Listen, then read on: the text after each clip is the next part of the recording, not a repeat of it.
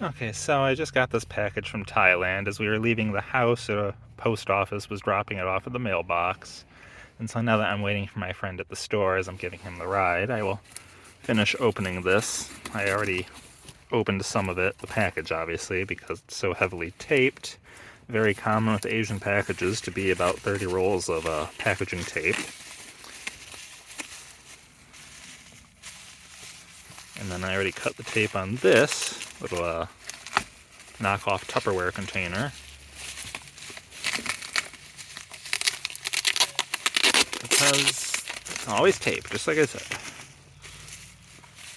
Now we'll see if this is a genuine Roman bowl like it was sold as, or if it's something else. Could be medieval Islamic, could be completely fake, I don't know. The pictures were very hard to tell.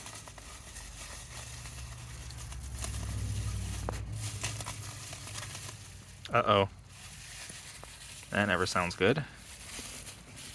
Oh, crap. Oh, that's not good.